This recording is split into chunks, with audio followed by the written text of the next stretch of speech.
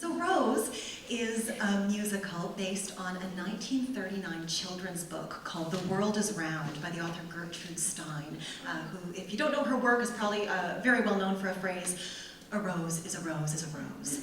And this is the story of Rose, who is a little girl with big questions, which makes her an outsider in her town. It's a small town, a mountain, ex-logging community where everybody's very confident in who they are and what they do, and Rose isn't. She wants very badly to know who she is and what it means to be her, and her inability to answer those questions has manifested itself in a very strange and big problem for Rose. She cannot, or will not, speak her own name.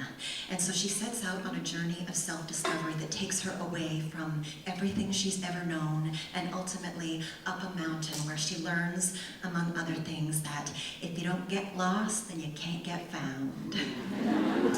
When Sarah brought this to me about 3 years ago, we kind of saw it as perhaps a little chamber piece with, a 3-person cast, but as we started to work on it, in this world today, the idea of telling the story of a young girl who refuses to let other people define her became a bigger and bigger and bigger story. And so the way we treated it went from a sort of chamber piece to maybe something a little bigger to now a full-blown musical, which Soulpepper has never done. Spoon River was sort of like that, but in a way it was a song cycle, but this will be the first home-developed, full-blown musical with singing and dancing that Soulpepper's ever done. So if you know anybody from the ages of 5 to 105, I think they would probably enjoy it.